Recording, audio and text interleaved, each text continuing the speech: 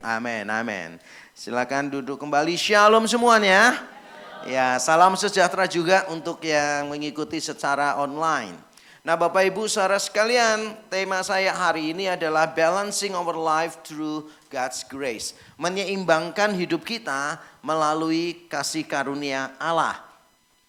Jadi ada dua kata penting di situ, yaitu menyeimbangkan hidup kita, tapi juga melalui kasih karunia Allah. Dan saya ingin memulai dengan menceritakan salah satu pengalaman saya. Saya kan sering diundang retreat di berbagai tempat, dan salah satu yang paling berkesan untuk saya adalah ketika ada sebuah permainan dan saya ikut di dalam permainan itu. Permainannya sederhana sekali. Dibagi menjadi beberapa kelompok, lalu tiap kelompok itu diberi secangkir plastik itu, ada plastik, cangkir dari plastik, lalu diisi air. Lalu setiap orang itu diberi benang. Pernah mainan itu enggak ya? Belum pernah ya? Nanti dicoba ya, terutama yang rumahnya terlalu rapi, coba permainan ini. Pasti kacau semuanya, tumpah-tumpah. Nah, caranya itu adalah setiap kelompok, setiap orang itu diberi tali, dan lalu talinya dililitkan di gelas itu, di cangkir plastik itu. Jadi masing-masing pegang. Saya pegang sini, teman saya sana pegang satunya, ini dengan ini, begitu seterusnya. Harus genap gitu. Sebab kalau enggak genap, yang satu berarti tugasnya untuk berdoa bagi timnya. Karena itu harus genap kan, supaya apa? Menjaga keseimbangan. Dan semua orang itu harus pegang sambil berjalan membawa cangkir plastik itu dari satu tempat ke tempat yang lain. Nanti yang paling bisa mempertahankan jumlah airnya, itulah yang menang.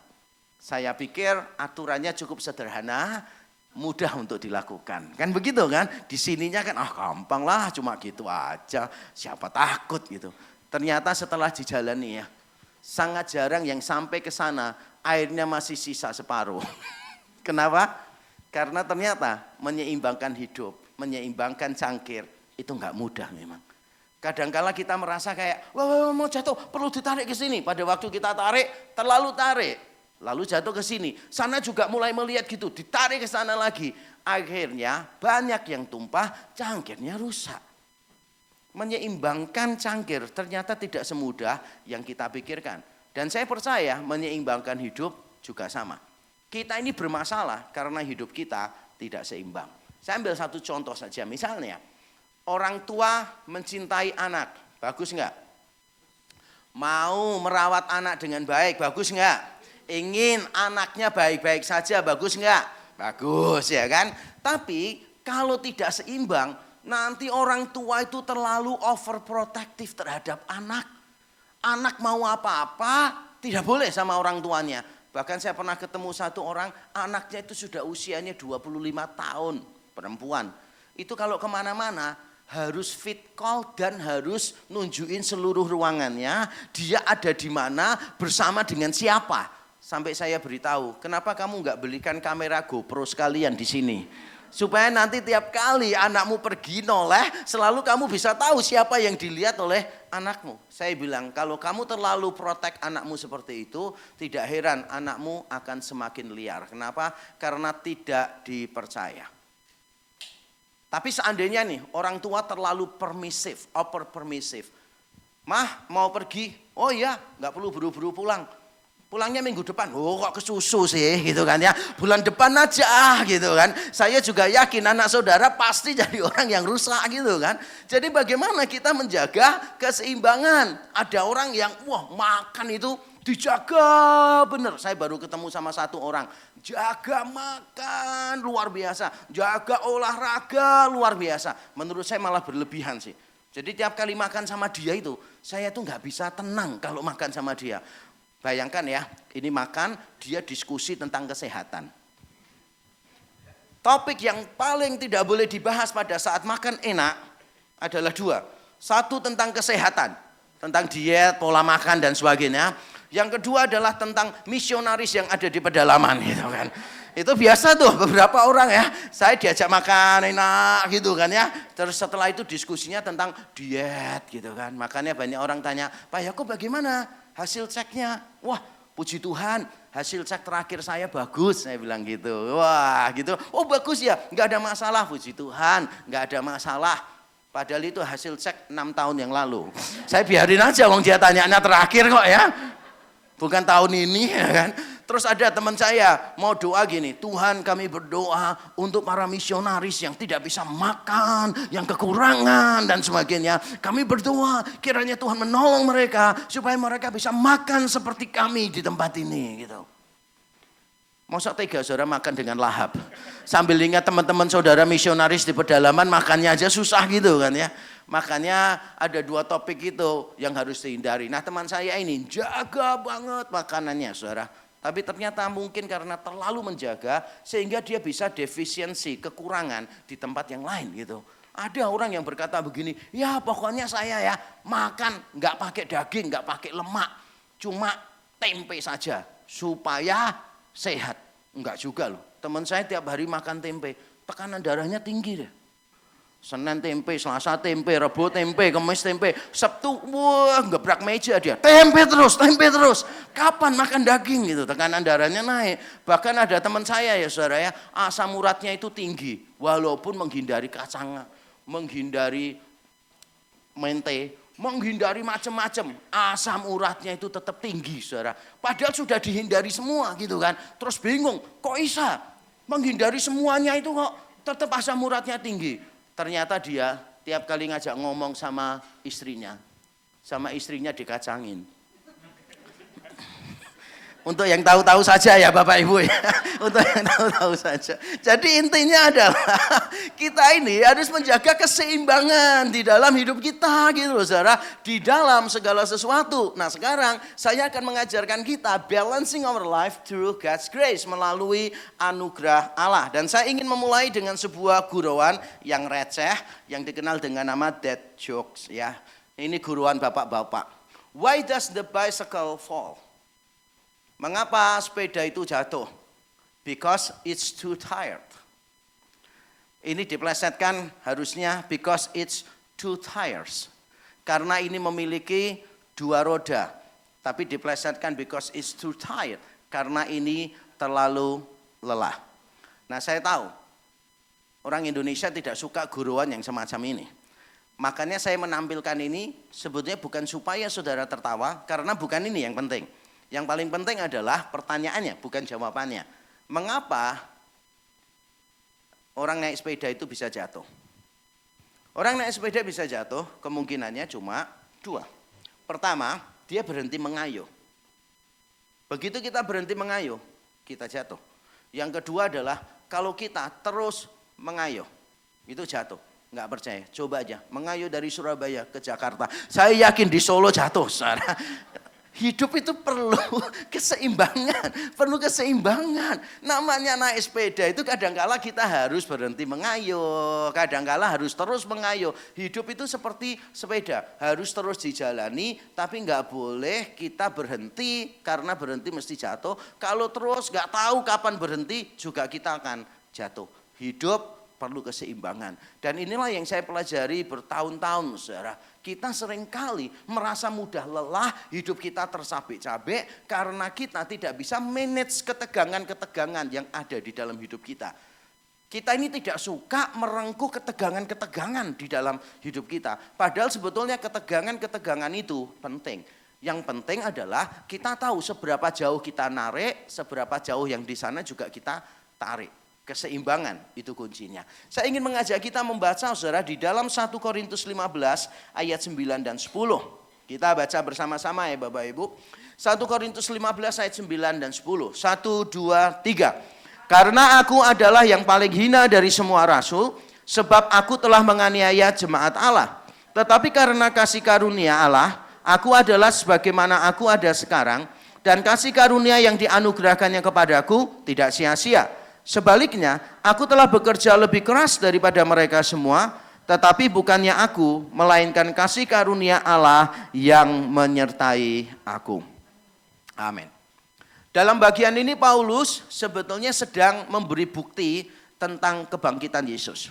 Dan dia di ayat-ayat di atasnya memberitahu kebangkitan Yesus buktinya apa? 1 dari kitab suci. Kematian dan kebangkitan Yesus dibuktikan dari kitab suci. Perjanjian lama menubuatkan, Yesus menggenapi. Lalu bagaimana kita membuktikan kebangkitan Yesus? Yaitu dari saksi-saksi mata. Paulus bicara tentang ratusan orang yang melihat kebangkitan Yesus. Yang terakhir, bukti Yesus bangkit adalah perubahan hidup Paulus sendiri. Nah, di dalam konteks perubahan hidup Paulus inilah the power of the resurrection, kuasa dari kebangkitan, Paulus memberitahukan kepada kita hidupnya dia. Inilah hidup Paulus sebelum kebangkitan Yesus dan sesudah kebangkitan Yesus. Dan sekarang Paulus mengajak kita untuk melihat balik seluruh hidupnya dan melihat ada satu kata yang muncul terus-menerus di dalam hidup Paulus. Yaitu kata apa? Kasih karunia, kasih karunia, kasih karunia, kasih karunia. Kata the grace of God selalu muncul berkali-kali. Dan saya yakin kalau saudara tidak memahami kasih karunia Allah di dalam hidup saudara, maka hidup saudara tidak akan pernah menjadi hidup yang utuh. Dari dulu saya selalu punya prinsip begini. Everything is grace, grace is everywhere. Setiap hal itu sebetulnya anugerah, dan anugerah itu ada di mana-mana. Cuma kita biasanya mendefinisikan sendiri anugerah Allah itu apa. Contoh misalnya, bisa nggak kematian itu anugerah? Biasanya kita berpikir kesembuhan yang anugerah Tuhan. Puji Tuhan saudara, saya dapat anugerah Tuhan. Saya sakit, disembuhkan oleh Tuhan. Oh, anugerah Tuhan. Saya nggak pernah lihat ya, ada orang sakit terus mati dia saksi. Puji Tuhan saudara, saya mati. Ini anugerah Tuhan gitu kan. Karena sudah mati nggak mungkin bisa bersaksi. Tapi maksud saya poinnya adalah begini saudara. Kita ini kadangkala memilih-milih mana anugerah, mana bukan. Nah, pada saat kita memilih mana anugerah, mana bukan, maka saya yakin yang kita namakan anugerah selalu yang menyenangkan hati kita. Benar atau betul? Umur panjang, anugerah. Mati muda, anugerah ya. Oke, padahal masih pertengahan bulan ya ini ya. Biasanya kalau ngomong mati muda anugerah itu biasanya kalau pas tanggal tua ya. Ini masih pertengahan ya gitu. Jadi kita ini kadang-kala memilih sendiri. Yang namanya anugerah itu yang menyenangkan kita. Yang namanya anugerah menyenangkan kita. Contoh ya misalnya gini. Ada orang pernikahannya bahagia, romantis. Anugerah enggak? Ada orang yang dapat suami ngomongnya itu ketus. Dikit-dikit itu ngegas. Makanya di rumah itu jarang ngisi LPG, kok ada terus LPG-nya. Udah 3 tahun ini kan ya, kok ada gasnya terus gitu. Karena tiap kali mau masak nyari gara-gara sama suaminya. Suaminya ngegas, keluar deh apinya gitu kan ya. Tapi ternyata kita jadi orang yang lebih sabar. Yang lebih mengasihi orang lain. Ini anugerah enggak sih? Tapi kita biasanya enggak bisa melihat itu. Karena kita cuma berpikir pada satu sisi saja. Namanya anugerah selalu bentuknya ini semuanya. Padahal tidak. Saya bersyukur ya. Hidup saya ini ada banyak keberhasilan. Tapi jujur, yang paling saya syukuri adalah kegagalan-kegagalannya. Kenapa? Karena melalui kegagalan-kegagalan itu, Tuhan mengikis kesombongan di dalam diri saya. Salah satu dosa saya yang dulu sekali mengganggu saya, itu adalah kesombongan. Saya ini jadi orang yang sangat sombong. Saking sombongnya saya paling gak tahan ada orang lain lebih sombong dari saya. Oh sombong itu salah, tapi saya gak boleh kalah sama orang itu gitu kan. Harus lebih sombong, makanya orang yang paling saya benci itu orang sombong. Padahal saya sendiri sombong gitu kan. Tapi saya bersyukur saudara, saya itu dilatih Tuhan dengan kegagalan-kegagalan. Maka saya suka cerita ke orang. Peristiwa-peristiwa yang saya syukuri dalam hidup saya adalah kegagalan-kegagalan saya. Saya ini dulu belajar apapun tuh dengan cepat. Sampai orang-orang tuh kadang ngelihat ke saya. Kamu tuh everything comes naturally to you. Saya mau belajar apa? Saya cuma butuh seminggu, 2 minggu pasti bisa. Bahkan bidang yang saya tidak kuasai sama sekali. Saya pasti langsung bisa. Dan saya nggak tahu kenapa saya bisa. Pokoknya lihat sesuatu, tahu-tahu bisa gitu aja. Anugerah Tuhan ya untuk saya.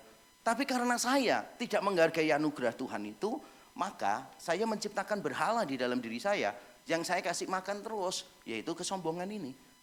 Kan kalau menurut Timothy Keller berkata begini, berhala itu apa sih? Berhala itu adalah menjadikan yang baik menjadi ultimat. Menjadikan yang baik menjadi ultimat. Berkat Tuhan baik enggak? Baik, kalau dijadikan ultimat lebih penting dari Tuhan, namanya berhala. Talenta baik enggak? baik dari Tuhan. Kalau dijadikan ultimat, yang paling penting talenta kita menyombongkan diri jadi berhala. Makanya kita perlu untuk mendefinisikan kasih karunia Allah itu apa. Di banyak gereja kasih karunia Allah selalu bentuknya itu kesenangan-kesenangan. Kalau miskin dapat kasih karunia Allah berarti kaya. Kalau sakit dapat kasih karunia Allah berarti sembuh, ya kan? Kalau gagal dapat kasih karunia Allah berarti berhasil, sukses gitu kan. Kalau punya istri cerewet dapat kasih karunia Allah berarti bingung sekarang jawabnya bagaimana ya gitu kan ya, gitu membuat istri diam gitu kan. Itu ada seorang presiden Kristen di negaranya, dia itu malam-malam doa dia karena dia itu khawatir banget minggu depan ini ada pertemuan seluruh presiden di semua negara dan jalan tol yang menghubungkan tiap kota di negaranya dia itu belum siap semua. Lalu dia doa nangis dan Tuhan tanya sama presiden ini, kamu mau minta apa? Terus presidennya bilang, aku kepengen dalam seminggu ini semua jalan tol yang menghubungkan semua kota di negaraku sudah selesai. Kalau enggak aku malu dengan tamu-tamu dari berbagai negara itu. Terus Tuhan jawab, wah gila kamu seminggu. Itu panjangnya 100 km di tiap kota. Mana bisa seminggu? Enggak mungkin. Permintaan yang lain aja. Kemudian presidennya bilang, ya sudah aku minta yang kedua. Supaya aku bisa memahami istriku. Lalu Tuhan jawab, jalan tolnya enggak kurang panjang, aku bisa selesaikan nih dalam 1 hari gitu. Enggak ngerti ya Ibu maksudnya. Karena lebih mudah membuat jalan tol yang begitu daripada membuat suami paham istri. Ngerti enggak sih? Susah banget. Istri itu selalu berharap, yo ngerti yo dewek. Ngerti yo dewek. Dia lupa suaminya IP-nya loh 1, 2. Pelajaran aja susah ngerti, apalagi perasaan istri. Bener gak sih? Seringkali suami itu gagal memahami istri karena suaminya kurang perhatian dan istrinya kurang menjelaskan. Berharap suaminya jadi dukun, telepati, bisa ngerti sendiri. Enggak lah. Dan kadang-kala suami gak bisa memahami istri karena gak bisa menghargai kodratnya perempuan. Perempuan itu memang ada kodratnya, saudara.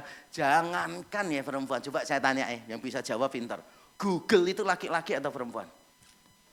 Google. Perempuan. Google itu perempuan, sungguhan. Mbah Google itu perempuan. Kenapa kok saya yakin perempuan? Tiap kali saya tuh belum menyelesaikan satu kalimat, dia sudah punya usulan-usulan, kalimatnya panjang. Saya baru nulis reform keluar, reform isodus community gitu kan ya. Jadi saya belum sempat menyelesaikan kalimat saya, sama Google udah diselesaikan semua. Maka saya yakin pasti perempuan dia. Untuk yang paham-paham saja ya. Jadi hari ini tersiksa dengan guruan saya semua ya. Ada beberapa jemaat saya itu sampai protes, Pak kalau berguru dijelasin Pak lucunya di mana. Semua tertawa, saya nggak paham soalnya katanya gitu. Saya sampai rumah baru tanya anak saya, tadi kok semua ketawa kenapa? Dijelasin saya ketawa-ketawa terus sampai minggu depan Pak katanya gitu. Nah nggak apa-apa ya Bapak Ibu Saudara ya. Iya nggak apa-apa, humor itu penting. Nggak lucu pun juga sebetulnya penting ya. Oke. Di dalam bagian ini kita akan melihat 3 keseimbangan yang harus kita miliki supaya hidup kita itu benar-benar bisa celebrating the grace of God. Kita harus melihat anugerah Tuhan yang menjaga keseimbangan di dalam hidup kita. Yang pertama saudara, antara dulu dan sekarang. Paulus berkata begini, aku telah menganiaya jemaat, berarti masa lalu nih, aku telah menganiaya jemaat. Tetapi karena kasih karunia Allah, aku adalah sebagaimana aku ada sekarang. Paulus tidak lupa masa lalunya loh, dia tahu siapa dia. Beberapa orang kan dengan alasan Filipi pasal 3, Paulus berkata, aku melupakan apa yang ada di belakangku. Gitu. Pada waktu tahun baru, ditagih hutang, langsung dibacakan Filipi 3. Aku melupakan apa yang ada di belakangku. Sekarang aku adalah ciptaan yang baru yang tanpa hutang tahun lalu gitu kan. Enggak sih. Paulus pada waktu di Filipi pasal 3 pun ketika dia mengatakan aku melupakan yang ada di belakangku. Paulus bisa cerita kok di ayat-ayat di atasnya. Dia itu orang Ibrani, disunat hari ke-8, dia orang Farisi dan sebagainya. Jadi melupakan di sana bukan berarti tidak mengingat loh Bapak Ibu. Ketika Allah melupakan dosa-dosa kita, itu bukan berarti Allah lupa. Karena Allah nggak mungkin lupa dong. Melupakan bukan dalam arti begitu. Nah Paulus mengingat masa lalunya, boleh. Mengingat masa lalu boleh nggak? Boleh. Beberapa orang itu kan dikasih nasihat gini, sudahlah lupakan masa lalumu. Ini nasihat yang tidak masuk akal. Karena kalau peristiwa itu menyakitkan, tidak mungkin kita lupa. Di sini ada yang pernah lupa mantannya yang menyakiti. Kalau menyakiti, pasti kita ingat terus. Kecuali dalam kasus saya yang menyakiti. Biasanya mudah lupa saya. Enggak ya, tidak. Sebelum saya menikah, saya ngomong sama istri saya, boleh enggak aku pulang ke kotaku? Untuk apa? Gitu. Aku mau minta maaf kepada semua mantanku. Gitu. Istri saya bilang, ya sudah jangan lama-lama ya, boleh ya, pokoknya aku pulang 2 hari aja gitu. Jadi saya datang itu mantan saya gitu kan, kurang lebih ada dua. Enggak, saya datangi mantan-mantan saya lah saudara. Terus saya datangi, saya minta maaf. Beberapa tuh sampai bingung. Loh kamu kok masih ingat sih gitu. Aku loh sudah melupakan, aku sudah mengampuni kamu kok. Saya bilang, ya aku tahu kamu baik, kamu mengampuni aku. Tapi aku merasa perlu untuk minta maaf kepada kamu. Daripada itu mengganggu saya seumur hidup saya. Jadi saya minta maaf semua gitu. Terus saya pulang gitu, terus saya laporan sama istri saya, udah beres semua sama mantan, wah gitu. Istri saya tanya, ada yang kepengen balik sama kamu nggak? Nggak ada. Aku yang kepengen balik ada. Tenang aja gitu kan. Saya ingat kok masa lalu. Dan saudara pasti juga tahu masa lalu saudara. Masa lalu bukan untuk dilupakan. Salah satu nasihat yang paling tidak masuk akal adalah lupakan masa lalu. Itu paling nggak masuk akal. Bagaimana kita bisa lupa peristiwa-peristiwa yang melukai kita? Tapi kalau kita terus-menerus hidup di masa lalu, nah itu yang salah, nggak ada keseimbangan. Paulus mengingat masa lalu, tapi dia sekarang membandingkan kasih karunia Allah bekerja di dalam hidupnya, sekarang dia jadi orang yang berbeda gitu loh saudara. Masa laluku begini, aku dulu begini, nggak apa-apa. Tapi sekarang aku sudah berubah. Nah saya bersyukur saudara, tiap kali saya ketemu sama kakak kelas saya, teman dulu saya sekolah S1, beberapa itu sampai komentar gini, aku nggak nyangka loh ya, kamu jadi orang seperti sekarang katanya. Dulu aku tuh berpikir Tuhan nggak mungkin bisa pakai kamu, karena saya ini diantara semua yang lulus, saya ini paling nakal. Berkelahi sama kakak kelas lah, sama dosen itu saya mau pukul sampai dipisah teman-teman, saudara. Bahkan mejanya rektor itu saya dorong, rektor saya sampai mundur-mundur gitu kan, saudara. Saya nggak suka sama dosen, saya datangi hidungnya saya ginikan. Wah kali ini, saudara. Makanya saya bisa memahami kasih karunia Tuhan di dalam hidup saya itu gitu. Saya dipraktekkan di beberapa gereja, berkelahi sama mahasiswa praktek yang lain. Aneh pokoknya saya ini. Saya diskorsing 1 tahun apa semua dikeluarkan dari kelas 5 kali loh saudara saya ini. Gara-gara macam-macam lah pokoknya. Saya melihat hidup saya ini nggak pantas lulus. Apalagi jadi hamba Tuhan. Tapi saya melihat ada anugerah Tuhan. Anugerah Tuhan yang merengkuh masa lalu saya dan anugerah yang sama yang mengubahkan saya menjadi seperti sekarang. Banyak orang gak bisa move on dari masa lalu, keliru. Gak bisa move on, sakit, selalu ngingetnya masa lalu terus. Bahkan barusan saya mendengar ada 1 orang yang peristiwanya sudah terjadi 10 tahun yang lalu, masih menceritakan peristiwa yang sama dengan rasa sakit yang sama. Padahal tiap hari ke gereja. Tiap hari saudara mendengarkan firman Tuhan katanya, membaca Alkitab terus menerus bolak-balik Kejadian Wahyu. Tapi tiap kali bicara selalu kepahitan yang terjadi 10 tahun lalu dibawa terus menerus. Kalau saudara ingat disakiti wajar, kita semua pasti akan ingat. Tapi kalau saudara terus menerus merasa disakiti sampai sekarang itu tidak wajar. Berarti saudara nggak bisa move on dari masa lalu. Atau ada orang yang saya pernah ketemu melakukan kesalahan yang menurut dia fatal di masa lalu. Terus dia nggak bisa mengampuni dirinya. Ketemu selalu ngomongannya adalah seandainya dulu ya aku begini. Tidak mungkin sekarang aku begini. Ada bahkan seorang hamba Tuhan saudara yang menyesal tiap kali ketemu saya selalu membicarakan hal yang sama. Yaitu anaknya itu mau perayaan kelulusan. Dan dia izinkan. Setelah perayaan meninggal dunia kecelakaan. Tiap kali ketemu dia bilang, seandainya aku nggak izinkan, anakku pasti masih ada. Seandainya aku nggak izinkan, anakku pasti ada. Bahkan tiap kali saya bincang apapun dengan dia ya, saya misalnya ngomong gini, hebat loh, pemuda itu bagus loh, gini-gini. Oh anak saya yang mati itu Pak, waduh lebih pinter daripada dia. Nanti saya ngomong lagi, wah ini bagus loh, di gereja ini ada ini. Wah dulu waktu anak saya masih ada Pak, lebih bagus. Jadi saudara ngomong apapun kaitannya sama anaknya. Saudara mau ngomong, aku seneng nih tempe ini enak. Oh ya itu juga kesukaan anakku. Terus gitu. Nggak bisa lepas dari masa lalu. Paulus tidak melupakan masa lalu. Tapi dia melihatnya dari perspektif kasih karunia. Lensanya itu kasih karunia. Sehingga dia bisa lepas dari masa lalu. Kalau boleh saya kasih nasihat begini saudara. Masa lalu bukan untuk ditangisi. Tetapi dipelajari. Masa depan bukan untuk ditakuti. Tetapi diproyeksi. Masa lalu itu dipelajari. Bukan ditangisi. Bukan diratapi. Banyak orang hidupnya masa lalu terus, gak bisa move on, nangis terus. Ketika ditanya, apa yang kamu pelajari dari masa lalu? Nangis lagi, diminta jawaban nangis lagi. Harusnya ketika saudara melihat masa lalu, saudara itu belajar apa dari itu? Saya berapa kali berkata begini, kalau kita berada dalam keadaan yang buruk dan kita tidak keluar sebagai pribadi yang lebih baik, keadaan kita benar-benar buruk. Saya ulang sekali lagi.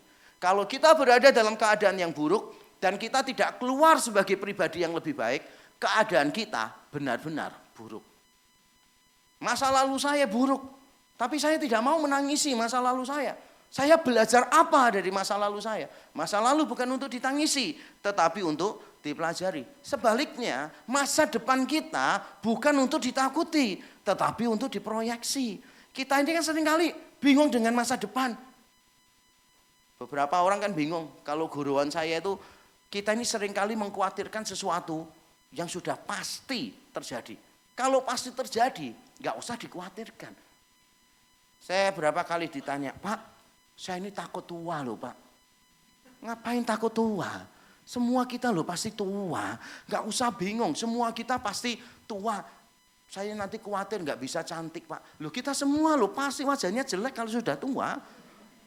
Saudara mau pasang benang kayak apapun, saudara mau permak kayak apapun, saudara ya. Wajah bisa, leher nggak bisa, saudara. Wajahnya, wah ini hasil salon. Begitu lihat lehernya, udah perlu disetrika, ngerti nggak? Banyak orang bingung, Pak, leher saya udah mulai keriput-keriput loh Pak. Saya nggak percaya diri Pak gitu. Leher keriput kok membuat nggak percaya diri? Semua orang pasti lehernya keriput. Kalau mau nggak keriput, gampang. Ambil lakban, ditarik dari belakang gini loh saudara. Pokoknya lurusin, setelah itu kasih lakban di sini. Yang penting kuncinya jangan ngomong aja. Begitu ngomong kan suaranya kan jadi treble-nya kuat banget gitu kan. Bingung banget gitu. Kita tuh mengkhawatirkan sesuatu yang pasti terjadi.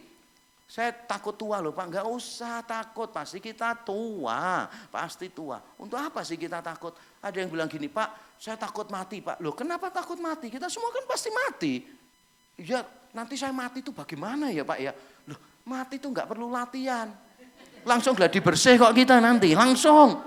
Ngapain bingung? Saya kadang-kadang bingung ya. Banyak orang itu yang kadang-kadang tuh nggak bisa berdamai dengan masa lalu, tapi juga nggak bisa merengkuh masa depan gitu loh saudara. Takut terus dengan masa depan. Jangan, masa depan itu diproyeksikan aja. Oh masa depan, the worst case-nya apa? Situasi terburuknya apa? Ya udah, kita mempersiapkan diri untuk yang terburuk itu. Misalnya saya memikirkan, wah nanti kalau sakit-sakitan bagaimana? Wah ya pastilah ya. Di antara 1000 orang loh, yang mati dengan tenang tanpa sakit itu cuma berapa orang coba? Ya pastilah kita nanti akan sakit ini, sakit itu dan sebagainya. Saya mulai mikir, wah seandainya itu terjadi bagaimana? Ya udah mulai persiapan, nyiapin duit, nabung, ikut asuransi kesehatan supaya tidak mengganggu anak-anak. Bahkan saya sama istri saya berdiskusi, nanti kita lebih baik di panti jompo aja kali ya, supaya kita tidak ngerepotin anak gitu. Nanti soalnya kalau anak yang ngerawat kita apa segala macam, nanti menyusahin mereka lah. Udah cukup lah mereka mengasihi kita selama kita sehat-sehat ini. Biar nanti waktu kita tua, panti jompo. Maka saya panggil 2 anak saya. Nanti papa mama kalau tua, kalian taruh di panti jompo aja ya. Terus saya kasih tahu, fasilitas yang harus ada di panti jomponya apa? Sauna, gym gitu kan ya, treadmill apa semua, lapangan basket dan sebagainya. Saya kasih tahu, kalau menemukan yang kayak gini taruh apa di panti jompo. Enggak ya, enggak sungguhan. Saya sudah ngomong sama anak-anak saya, enggak apa-apa. Jadi orang tua itu pasti dilupakan anak enggak sih? Enggak peduli anak perhatian seperti apapun. Orang tua pasti akan dilupakan oleh anak. Makanya kan ada orang bilang begini, kasih 1 mama cukup untuk 10 anak. Kasih 10 anak gak pernah cukup untuk 1 mama. Apalagi papa, ngerti gak sih? Gak apa-apa, anak itu suatu ketika pasti akan melupakan kita. Jangan berharap anak akan nginget kita terus. Bahkan ketika orang tua mati, anak nangis paling cuma seminggu, ngerti gak sih? Setelah itu dia lupa sudah dengan semuanya. Lah memang itulah hidup kita. Makanya yang paling penting adalah hidup kita ini berdampak enggak untuk anak-anak kita. Kita sudah melakukan yang terbaik enggak selama kita hidup ini. Jangan khawatir tentang masa depan, saudara. Masa depan itu diproyeksi aja. Saya juga gitu kok sama istri saya ngomong. Kan aku enggak mungkin bisa pelayanan kemana-mana sampai umur 70, 75 lah. Enggak mungkin lah gitu. Apalagi kalau di Indonesia itu kan, mau naik pesawat, silahkan masuk Galbarata. Itu kan, keren gitu. Begitu masuk, suruh turun lewat tangga ya kan. Karena enggak nyambung sama pesawat kan gitu. Beberapa maskapai gitu ya. Tahu ya maskapai yang mana-mana ya. Itu kalau namanya di PHP ini ya kayak gitu, saudara. Pertama saya seneng nih, masuk Galbarata ini gitu kan ya. Bawa gini, setelah itu silakan turun tangga ya kan. Setelah turun tangga naik bis lagi kan gitu kan, pergi ke tempat lain gitu kan. Apa enggak emosi coba, saudara? Dikasih harapan palsu gitu kan. Ya saya bilang, enggak mungkin lah saya sampai umur 75 tahun keliling kemana-mana gitu. Maka saya sudah nyiapin, nanti beli tanah di pedesaan, di Boyolali sama kerbau sama sawah, naik di atas kerbau, main seruling gitu kan.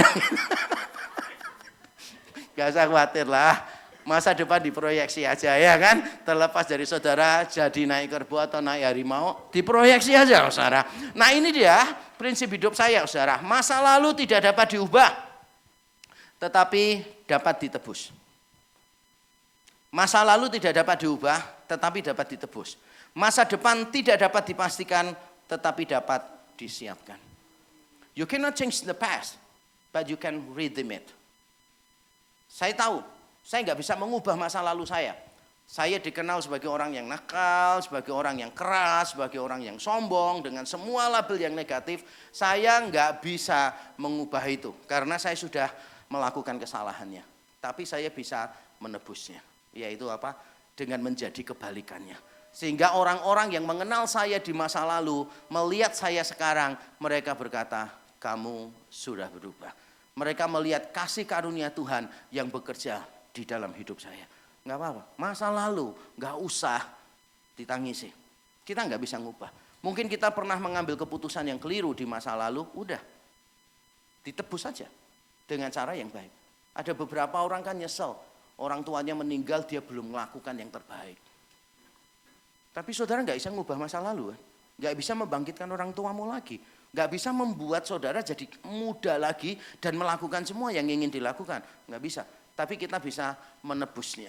Menebusnya dengan cara apa? Dengan cara mengasihi orang-orang yang ada di sekeliling saudara. Mengasihi mungkin salah satu orang tua yang masih ada. Semuanya kita itu bisa tebus. Tetapi tidak semuanya kita bisa ubah. Masa lalu pasti nggak bisa kita ubah. Kita cuma bisa menebus. Masa depan saudara tidak bisa dipastikan. Siapa kita? Kita nggak tahu. Makanya ada lagu, I don't know who holds the future. Ya, I don't know about tomorrow.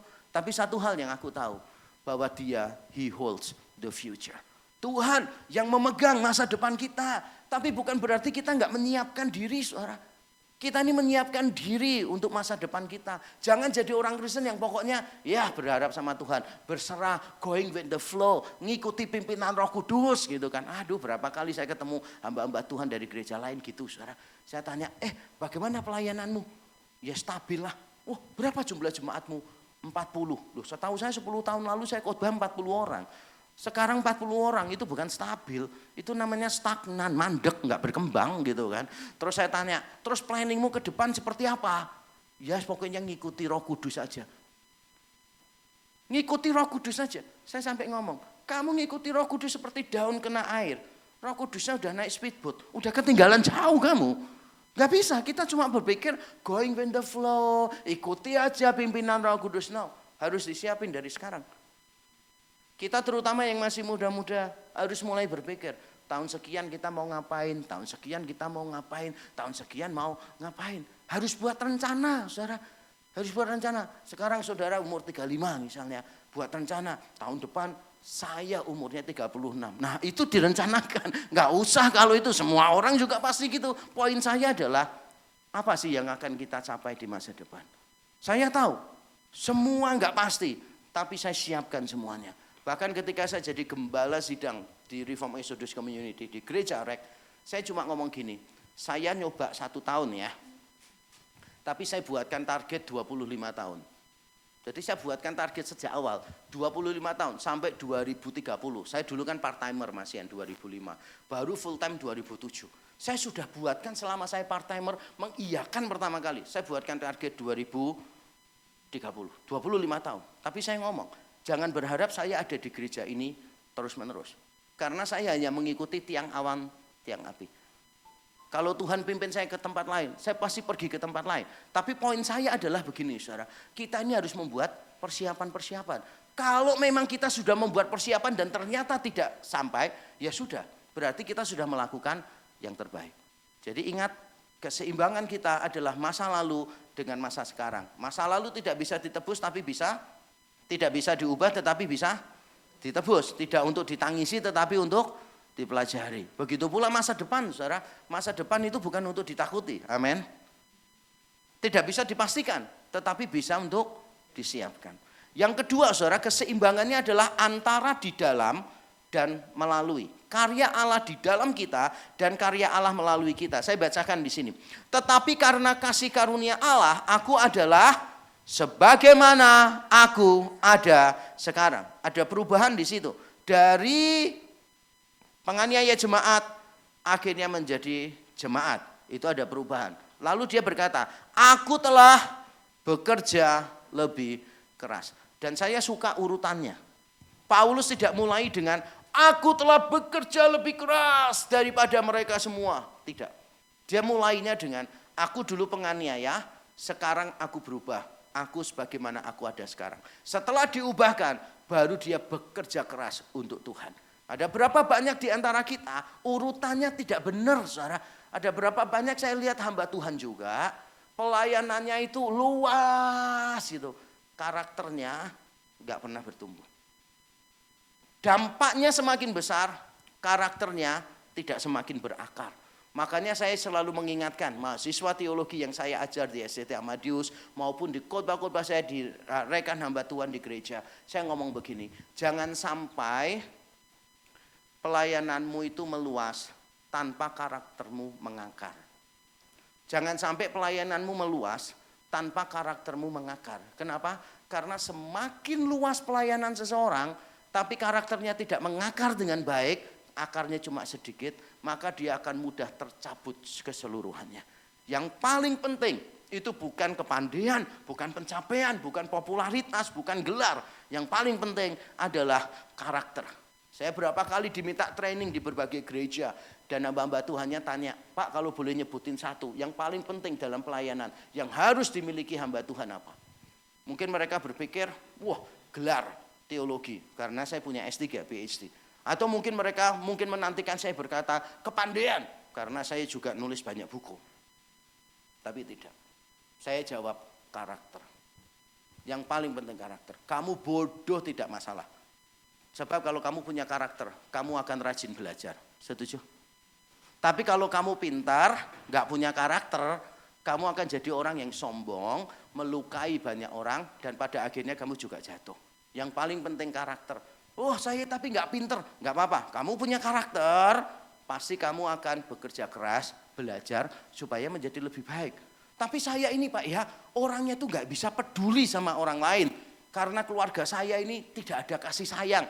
Gak apa-apa, kamu punya karakter yang baik gak? Kalau kamu punya karakter yang baik, kamu akan berani belajar rendah hati memahami orang lain. Saudara, yang paling penting itu adalah karakter. Jangan sampai Tuhan bekerja melalui kita tanpa di dalam kita. Saya ulang sekali lagi. Jangan sampai Tuhan bekerja melalui kita tanpa di dalam kita. Saudara lihat bedanya Saul dan Daud. Saul itu Tuhan bekerja melalui Saul, tapi tidak di dalam Saul. Sehingga kita melihat hidupnya Saul adalah a big mess, a big failure. Tapi di dalam diri Daud walaupun dia jatuh, kita bisa melihat Tuhan bekerja di dalam diri Daud, sehingga Tuhan bekerja melalui diri Daud. Saya selalu berdoa kepada Tuhan, Tuhan buat saya lebih menyerupai Kristus. Karakter yang paling penting. Dulu saya pikir yang paling penting itu adalah pencapaian. Yang paling penting adalah achievement. Yang paling penting adalah dampak, impact kepada orang lain. No, enggak. Yang paling penting adalah karakter. Di dalam hidup kita juga begitu, saudara. Yang paling penting itu apa sih? Yang paling penting itu sebenarnya karakter. Ketika kita mendidik anak-anak kita, yang paling penting apa? Karakter. Bukan duit, karakter. Kita seringkali kalau anak punya masalah, kita nggak ngajarin anak menyelesaikan masalah. Kata kunci kita adalah gampang kasih duit beres lah. Udah kasih gini aja wis pokoknya beres. Tapi kita nggak pernah mengajar anak untuk menyelesaikan masalah. Saya kasih satu contoh misalnya ya. Anak saya waktu kecil saya omongin, jangan lari-lari kalau minum. Ternyata tetap lari-lari sambil minum. Tumpahkan ya. Pada waktu tumpah biasanya yang kita lakukan apa? Halo, mama-mama, biasanya kalau lihat anak tumpah yang kita lakukan apa? Marah ya. Setelah marah, yang membersihkan siapa? Mamahnya. Ngerti nggak sih? Kita tidak pernah mengajari anak bertanggung jawab terhadap kesalahannya. Kalau saya enggak. Anak saya lari-lari tumpah. Saya panggil ketua RT untuk bersihkan. Enggak. Saya panggil anak saya dan saya ngomong gini, ayo bersihin sama papa barengan. Karena dia yang berbuat salah. Saya ngomong dengan anak saya, you screwed it up, you fix it, I'll help. Di dalam segala sesuatu saya perlakukan kayak begitu. Anak saya misalnya berbuat kesalahan gitu. Saya ngomong sama anak saya, ya udah kamu jalani aja, tanggung jawab aja. Nanti papa bantu. Contoh lagi ya, anak berangkat ke sekolah lupa bawa buku. Sebagai orang tua balik nggak ngambil? Balik toh? Saya enggak. Saya biarin aja, saya taruh aja di sekolah. Saya punya kerjaan lain kok. Anak saya bilang, nanti dihukum Pak sama gurunya. Enggak apa-apa, kamu belajar dari kesalahanmu memang. You make a mistake, you have to be responsible. Sebab kalau kita selalu sebagai orang tua yang kasih solusi, anak kita enggak pernah belajar bertanggung jawab. Ngerti nggak maksudnya? Anak saya pertama kali naik mobil, wah gitu kan. Terus, wah kecepatan dia. Kuning maju terus merah, bengong, mundur, nabrak sepeda motor di belakang. Saya buka pintu, saya keluar, saya minta maaf mas, nggak apa-apa tah, gitu. Saya turun. Saya bersyukur hasil didikan panjang saya. Anak saya itu ikut turun, datangi orangnya dan minta maaf. Mestinya kan dia berpikir udah beres, orangnya nggak masalah, papahnya sudah minta maaf kan? Tapi enggak, anak saya turun dan minta maaf. Itu hasil didikan panjang. Tiap kali melakukan kesalahan, anak harus minta maaf. Dan saya kasih contoh, kalau saya sebagai orang tua salah, saya minta maaf kepada anak-anak saya. Saya nggak memberi pembenaran. Misalnya saya lupa gitu misalnya. Saya nggak ngomong gini, loh papa kerjaannya banyak, ya wajar kalau papa lupa. Loh yang salah siapa, yang marah siapa? Saya selalu bilang, papa yang salah. Bahkan ketika ada persoalan berat, istri saya sudah ngomong gini, Pak, aku sudah nggak sanggup. Saya kumpulin satu keluarga. Terus saya ngomong, papa kepala keluarga di sini, apapun yang terjadi kekacauan, papa yang salah. Papa kepala keluarga. Saya mengajarkan karakter kepada anak-anak saya, supaya anak-anak saya kalau salah, dia langsung tahu responsibility-nya seperti apa. Tapi kita jujur ya, seringkali berpikirnya itu solutif, cari solusinya, tapi nggak peduli karakter anak kita berkembang seperti apa. Benar atau betul? Kalau misalnya nih, anak kita melakukan kesalahan, misalnya contoh ya, naik mobil, nyerempet mobilnya orang. Tapi nggak ada yang lihat. Nasihat saudara apa? Jujur. Bisa bayangin nggak sih, anak kita naik mobil, nyerempet mobilnya orang, tapi orangnya nggak tahu kalau diserempet karena parkir kan, gitu. Dan nggak ada yang mempersoalkan. Yang saudara lakukan apa? Loh, saya pernah ngalamin gitu. Anak saya di mall, kena, seret gitu. Kan kita nggak tahu nih punyanya siapa. Parkir tempat lain kan, supaya nggak ketahuan kalau kita yang nyerempet kan. Enggak sih. Saya bilang, tetap parkir di sini, ambil kertas, kasih tulisan, taruh di situ. Saya telah nyerempet mobil Anda. Telepon ini. Saya kasih nomornya Kapolda. Enggak, pasti enggak.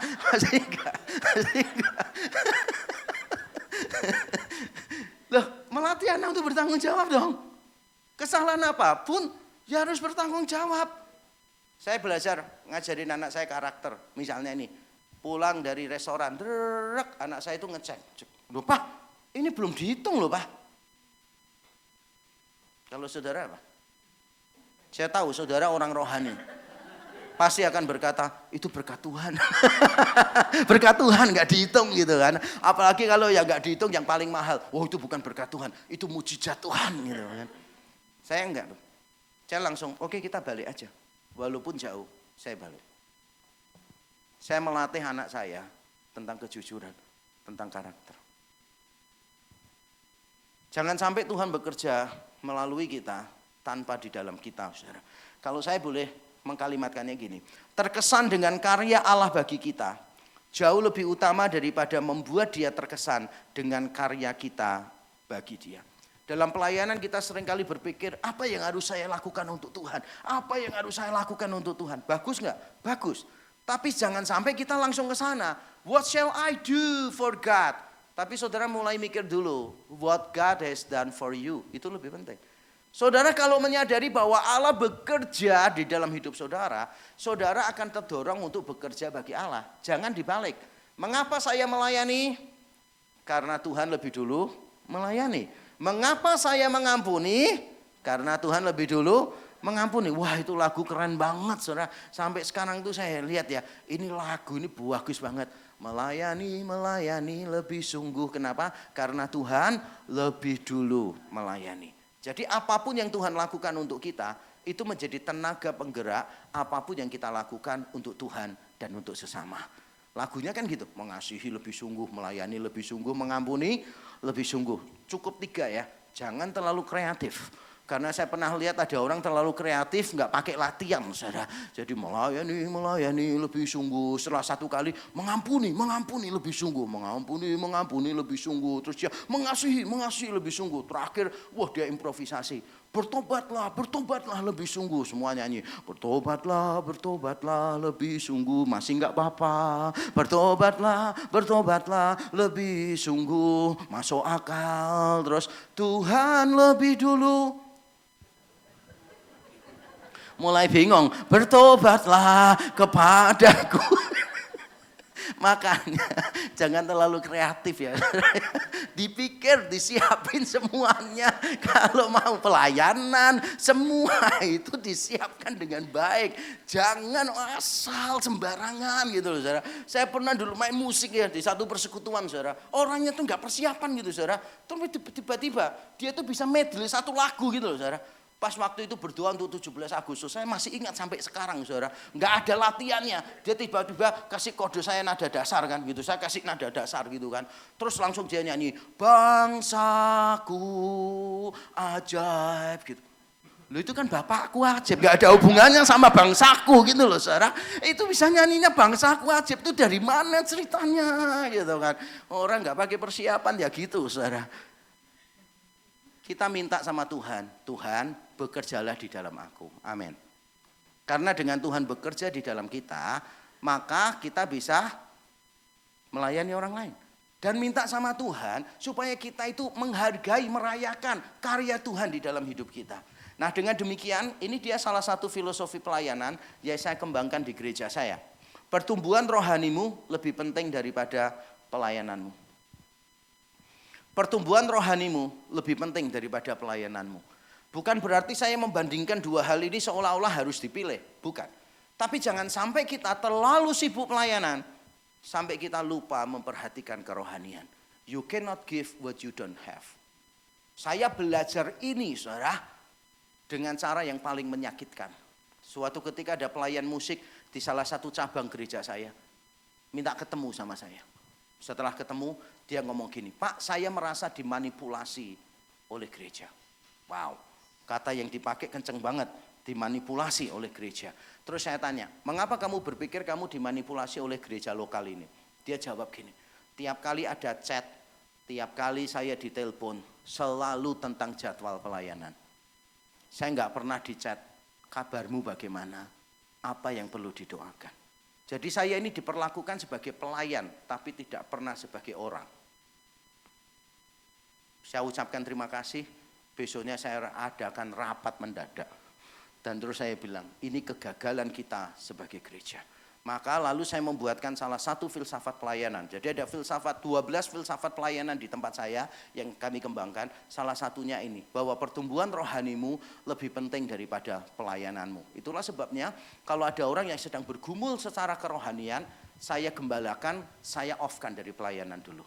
Entah 2 bulan, entah 3 bulan, saya akan bimbing dia, gembalakan dengan baik. Setelah dia segar kembali di dalam Tuhan, dia boleh pelayanan. Itulah sebabnya saya sering chat kepada para pelayan hanya untuk mengatakan bagaimana kabarmu, apa yang bisa didoakan. Karena pertumbuhan rohani orang lebih penting daripada pelayanan orang. Setuju? Jangan sampai kita tidak mengalami pertumbuhan di tengah-tengah padatnya pelayanan. Saya tidak melarang saudara pelayanan, tapi poin saya adalah saudara perhatikan dirimu. Dan kalau saudara membaca nasihat Paulus kepada para tua-tua di Efesus di Kisah Rasul 20, Paulus bilang apa? Jagalah dirimu, jagalah kawanan domba yang dipercayakan kepadamu. Jadi yang dijaga pertama apa? Diri kita. Baru kawanan domba. Kepada Timotius di 2 Timotius 4 Paulus berkata apa? Jagalah dirimu, jagalah ajaranmu. Yang dijaga pertama kali diri kita. Saya kasih tahu hamba Tuhan. Kalau kamu baca Alkitab hanya untuk keperluan menyiapkan khotbah, bagaimana kerohanianmu bisa diisi? Nggak bisa. Saudara harus mengisi sendiri dengan disiplin rohani yang ada.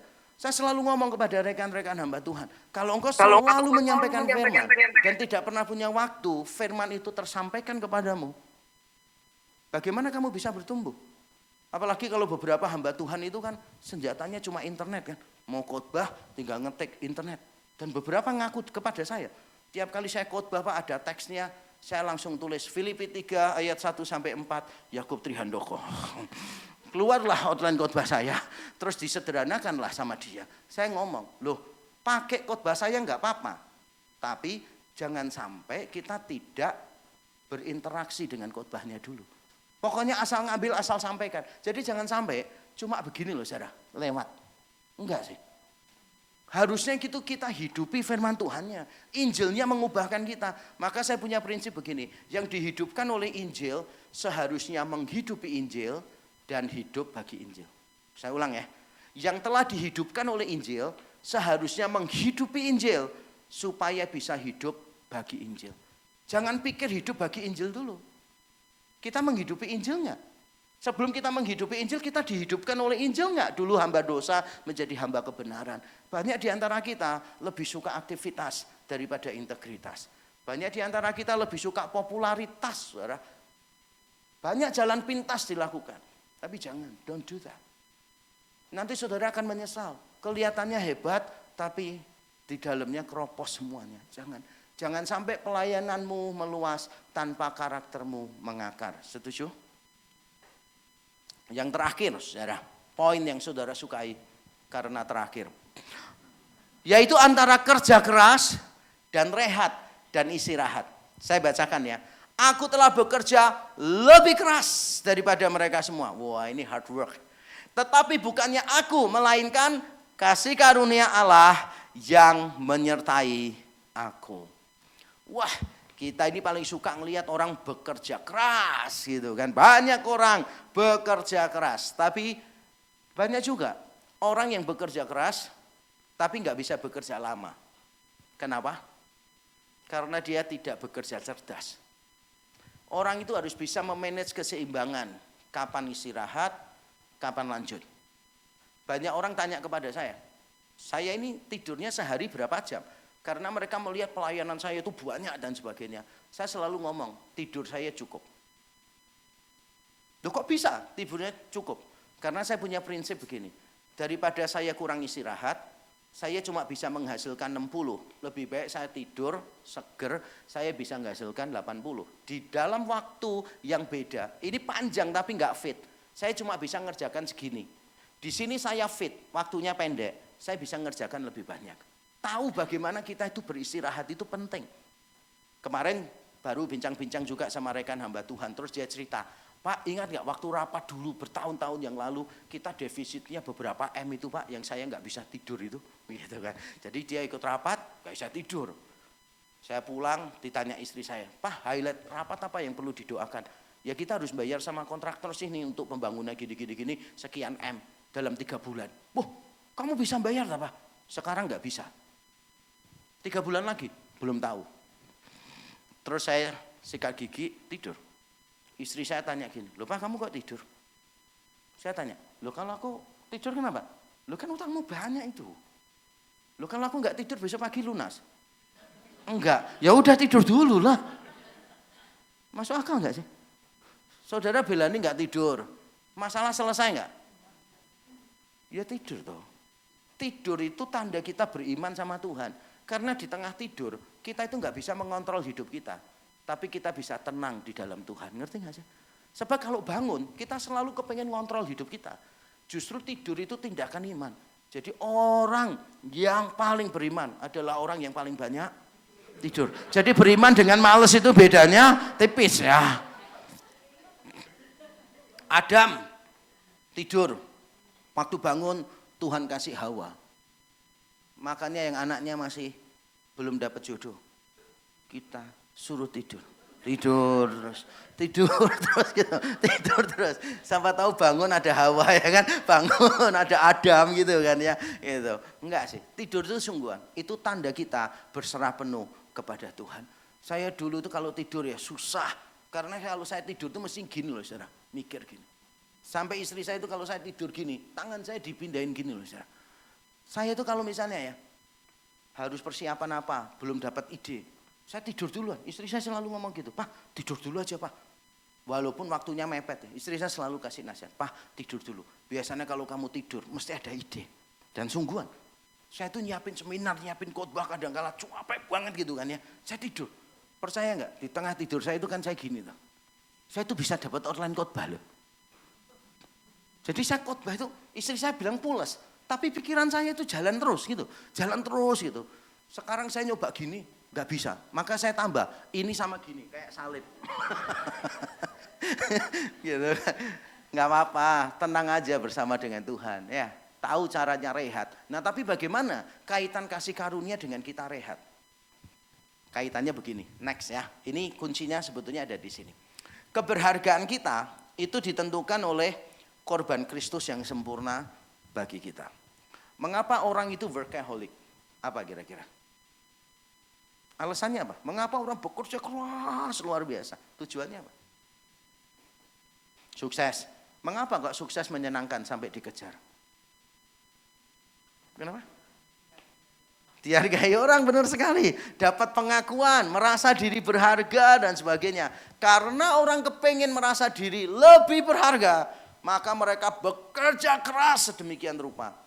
Tapi itu cara yang keliru. Kenapa?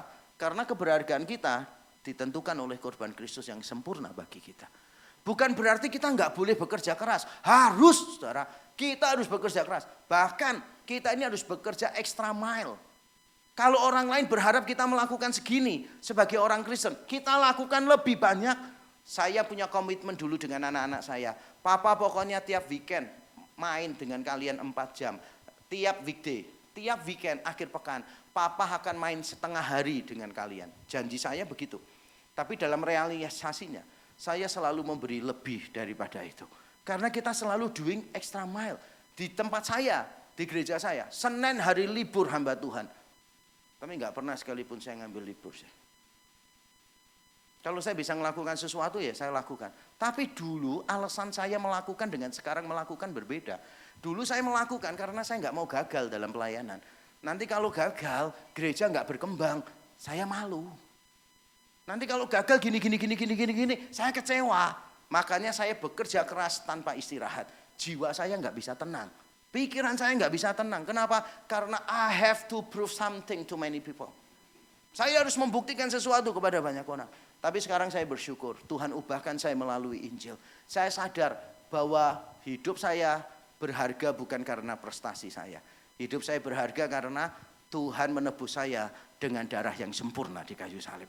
Itulah sebabnya saya tenang, berhasil puji Tuhan, gagal pun juga puji Tuhan. Kasih karunia Allah itu selalu ada, tapi bentuknya kadangkala berbeda. Saya ulang sekali lagi.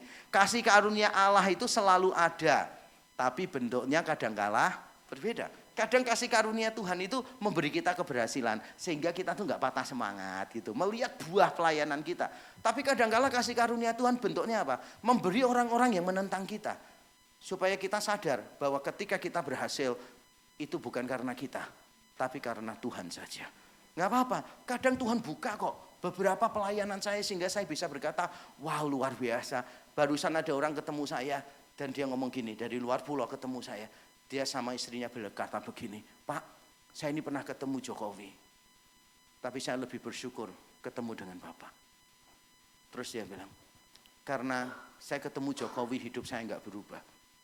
Ketemu Pak Yakub di YouTube, hidup saya berubah, satu keluarga berubah. Ada buah yang Tuhan munculkan di tengah-tengah. Mungkin saya bertanya-tanya dengan semua keletihan di dalam pelayanan.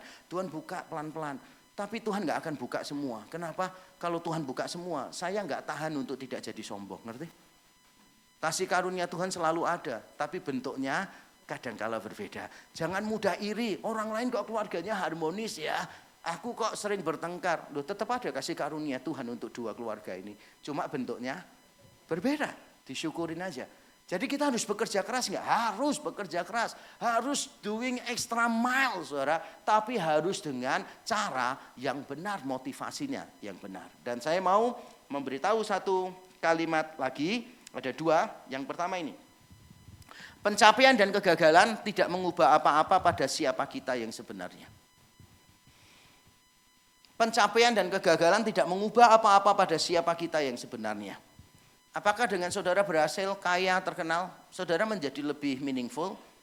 Saudara merasa lebih berarti hidupnya? No. Karena hidup kita itu ditentukan oleh korban Kristus bagi kita. Bukan ditentukan oleh apa yang kita lakukan bagi Kristus, tapi apa yang Kristus lakukan bagi kita. Yang setuju katakan amin. Kalau kita nggak bisa memahami ini, kita akan menjadi orang yang bekerja terus tanpa istirahat. Nanti pada waktu nggak bisa kerja, kita jadi orang yang sangat sensitif sekali. Saya sudah melihat berapa banyak orang yang sangat sensitif waktu mendekati pensiun atau waktu kehilangan pekerjaannya dia. Atau waktu bisnisnya mundur, menjadi sangat sensitif. Bahkan pendeta beberapa yang sudah diemeritasi, dipensiunkan, menjadi orang yang sangat sensitif sekali. Kenapa? Karena dia merasa hidupnya nggak berharga lagi. Dan itu adalah konsep yang keliru. Bapak Ibu saudara sekalian, terutama yang sudah lanjut usia. Ketika engkau nggak bisa melakukan apa-apa, itu bukan berarti engkau tidak berharga. Karena Tuhan sudah melakukan segalanya untuk engkau. Itu yang membuat engkau berharga. Dan kalau kita sekarang nantilah bukan sekarang. Nanti kita nggak bisa melakukan apa-apa. Itu artinya apa? Tuhan memberi kita kesempatan beristirahat, mensyukuri semua karya Tuhan melalui kita. Bersyukur. Ada orang-orang yang dampaknya ada melalui hidup kita. Bersyukur untuk anak-anak yang bertumbuh mencintai Tuhan karena kita. Wong Tuhan aja menciptakan alam semesta 6 hari. Hari ke-7 Tuhan ngapain? Istirahat. Apa yang dilakukan Tuhan waktu istirahat? Panggil tukang pijat keroan. Karena capek dia 6 hari kerja. Enggak lah. Yang Tuhan lakukan waktu istirahat apa? Mensyukuri semua karyanya dia. Kita nanti pada waktu nggak bisa melakukan apa-apa, jangan merasa nggak berharga, setuju? Justru kita noleh ke belakang dan bersyukur. Aduh Tuhan terima kasih.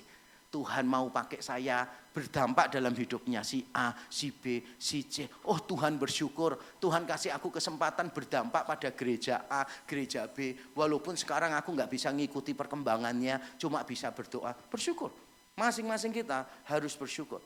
Kegagalan, keberhasilan tidak menambah apa-apa pada diri kita, saudara. Sungguhan. Makanya saya tuh agak ilfil dengan beberapa hamba Tuhan ini. Saya dikasih tahu soalnya. Kalau di S3 itu, di teologi ya, S3 itu ada tingkatannya Bapak Ibu. Sudah S3 doktor pun masih ada tingkatannya. Paling rendah itu DMin, Doctor of Ministry. Terus Doctor of Missiology, Doctor of Theology, sama PhD, Doctor of Philosophy. Gitu. Teman saya itu loh yang paling rendah cuma DMin. Mau khotbah aja udah pesan beberapa hari kepada panitianya. Jangan lupa loh ya, nuliskan gelar saya doktor. Pas mau khotbah pesan, jangan lupa disebutin ya, saya doktor. Saya dengar gitu mau cari ember, saudara. Mau muntah saya. Apa sih yang dibanggakan dari gelar-gelar yang begitu? Saya ngomong gini bukan karena saya nggak punya gelar. Tapi bagi saya itu sampah semuanya. Karena at the end of the day yang paling penting adalah your character. Yang paling penting bukan popularitas kita. Yang paling penting bukan pencapaian-pencapaian kita. Yang paling penting adalah who we are di dalam Kristus. Apakah kita berharga karena Kristus? Apakah kita menjadi semakin serupa dengan Kristus? Amin. Saya sungguh rindu hari ini kita menjaga keseimbangan kita. Dan yang terakhir saudara, kalimat yang akan menjadi simpul dari semua yang saya sampaikan adalah ini. Ketimpangan dalam pengambilan keputusan seringkali disebabkan oleh berhala tertentu yang sedang menuntut untuk diberi makan. Kita ini kadang-kadang nggak bisa menjaga keseimbangan dalam hidup kita karena kita sedang memberi berhala tertentu dalam hidup kita. Saya kasih contoh ya. Merawat wajah boleh enggak? Merawat tubuh boleh enggak? Harus, bukan cuma boleh. Para perempuan sedikitlah berhias. Itu saya ingat Billy Graham pernah diprotes sama seorang tante-tante. Karena istrinya Billy Graham itu kan suka berdandan. Terus tante-tantenya ini ngomong, saya suka sama khotbahmu, tapi saya enggak suka istrimu. Istrimu suka berdandan. Dan Billy Graham lihat ke dia dan ngomong, saya rasa ibu juga perlu mulai berdandan. Enggak apa-apa, jaga diri apa semua baik. Tapi seringkali ketika orang menjaga diri berdandan, itu untuk memberi berhala penerimaan dan pengakuan. Dia melakukan ini supaya diterima oleh orang lain, supaya diakui oleh orang lain. Berusaha untuk melakukan ini semuanya supaya diterima, supaya diakui. Semua yang kita lakukan yang tidak seimbang, itu pasti untuk memberi berhala di dalam diri kita. Saya dulu bekerja keras, lupa istirahat sama sekali. Sampai ada senior saya yang berkata begini, Dek, abang mau kasih tahu kau ya, kau ini gila, tidak adil kepada generasi yang ada di depan. Kalau kau gini terus, kau mati umur 40. Dan nanti orang-orang Kristen yang harus mendengarkan khotbah kau, gak bisa dengerin khotbah kau. Karena saya sangat jarang istirahat waktu itu. Apa yang saya cari coba?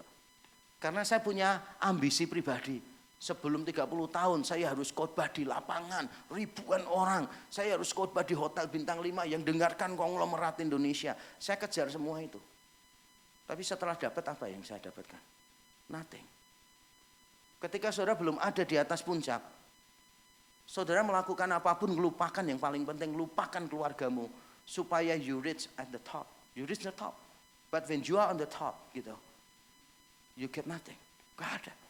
Makanya saya kasih tahu kepada Bapak Ibu Saudara, lihat berhala-berhala apa yang sedang kita kasih makan gitu. Kadang-kala orang tua atas nama sangat memperhatikan anak. Wah, detail diurusin. Padahal itu berhala apa? Berhala kontrol. Kalau ada sesuatu di luar kontrolnya dia, marahnya setengah mati, khawatirnya setengah mati. Ada beberapa orang kalau diajak maju, ayo kita maju, ngadain perubahan-perubahan. Alasannya rohani. Jangan cepat-cepat, udah yakin belum ini pimpinan Tuhan? Wah, kelihatan rohani. Padahal memberi makan berhala kenyamanan. Dia nggak mau perubahan, sebab kalau mau berubah lebih baik dia harus keluar dari comfort zone. Dan dia nggak mau karena berhalanya kenyamanan. Jadi setiap keputusan kita yang tidak seimbang, itu karena kita sedang memberi makan berhala tertentu di dalam hidup kita. Apapun, whatever decision you take. Kalau memang the decision that you take tidak seimbang, pasti memberi makan salah satu berhala di dalam hati kita. Makanya hari ini saya sungguh rindu kita bisa berkata kepada Tuhan, ya sekalipun dagingku dan hatiku habis lenyap, bagianku tetap Tuhan. Yang paling penting adalah Tuhan. Tuhan, bukan kita. Bukan apa yang kita lakukan untuk Tuhan, tapi apa yang Tuhan lakukan untuk kita. Mari kita berdoa sama Tuhan, minta supaya Tuhan bekerja di dalam kita. Baru setelah itu Tuhan bekerja melalui kita. Dan kita minta sama Tuhan supaya masa lalu itu kita bisa rengkuh, saudara, bukan ditangisi, tapi direngkuh gitu, ditebus gitu. Nggak apa-apa salah. Di sini ada yang pernah nyesel dengan kesalahannya? Nggak bisa mengampuni sampai sekarang. Coba kalau aku jaga suamiku, makannya dia. Coba kalau aku jaga istriku, Makannya dia. Coba kalau istriku waktu pergi itu tak antar, nggak akan kecelakaan. Coba suamiku pada waktu itu aku jaga makanannya. Coba kalau aku lebih galak lagi sama dia, nggak mungkin dia mati karena kanker dan sebagainya. Ada banyak orang yang nggak bisa keluar dari masa lalu, tapi belajar untuk merengkuh masa lalu ya. Kesalahan nggak apa-apa, direngkuh. Saya ngomong sama istri saya, kamu harus belajar merengkuh kesalahanmu. Lalu istri saya meluk saya. Karena kesalahannya dia adalah menikah dengan saya. Yang paling penting adalah bersama dengan Tuhan, saudara, anugerahnya selalu cukup. Everything is grace, grace is everywhere. Yang setuju katakan amin. Mari kita duduk kepala, kita berdoa. Saya memberi kesempatan masing-masing kita untuk berdoa kepada Tuhan.